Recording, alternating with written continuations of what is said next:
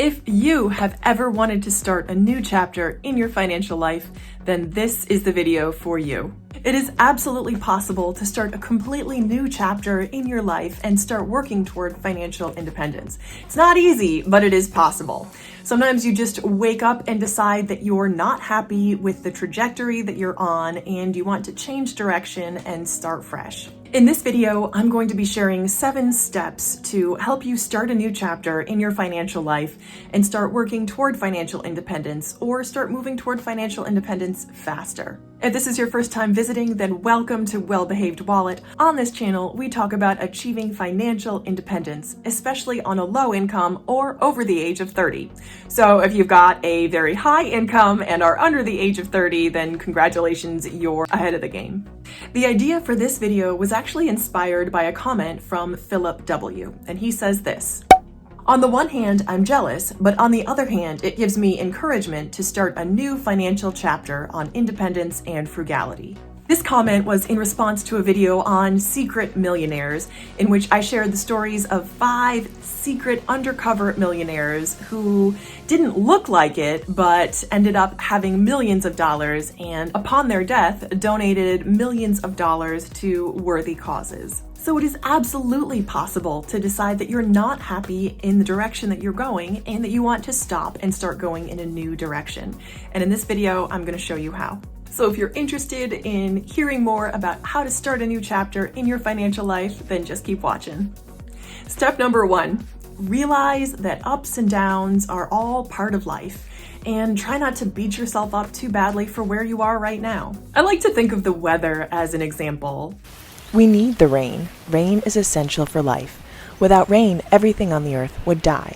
But it isn't always pleasant during that rainstorm. It's inconvenient, it's wet, you feel yucky, sometimes it ruins your plans. But on the other hand, it is essential for growth.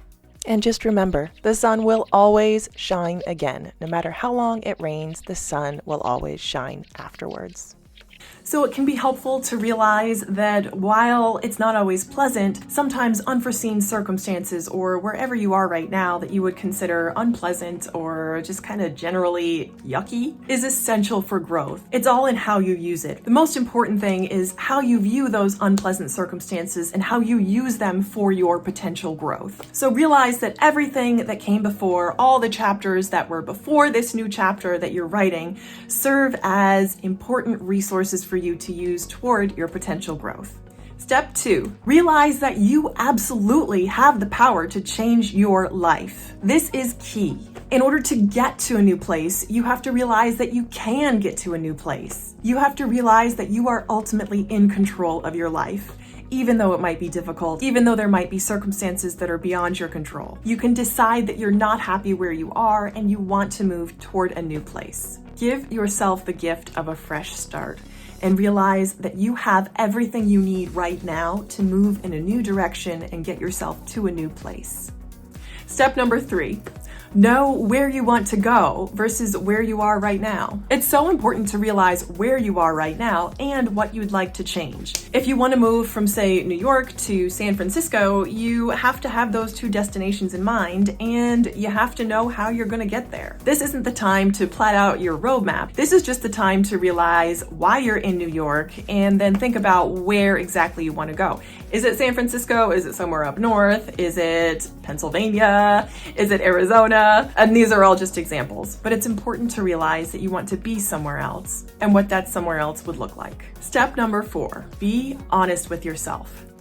This is the time to do some deep introspective soul searching. Start analyzing the habits that got you to where you are now, good or bad. No situation is ever entirely bad or entirely good. Congratulate yourself if you've recently made some significant financial wins. Congratulate yourself for the things that you are doing right. And I guarantee you, you're doing something right. Just by wanting to be in a different place, you're doing something right. By deciding that you want a better financial future, you're doing something right. Now is the time to take a look at the habits that have maybe not served served you so well. So if it's overspending, maybe displaying poor impulse control, maybe you want to prioritize saving over spending. Just take an inventory of what's gotten you here and be ruthlessly honest with yourself, both positive and negative. No judgments, just clear-headed honesty. Then think about the habits that you will need to develop, the habits you want to develop that will bring you to that new place. This is the time to start doing some research. What will you need to start doing? Earning and saving. What will you need to stop doing? No more mindless spending. What steps will bring you closer to your goal? What will this new chapter look like? What individual steps can you take with your money today that will bring you closer to financial independence? Step number 5. Realize that change takes time. Nothing good happens overnight. Didn't get here overnight. You're not going to get to where you want to go overnight. Change takes time. And a lot of that work happens on the inside, so it won't necessarily be visible on the outside. So just be patient with yourself. Cut yourself some slack. Celebrate your small wins. Take it day by day.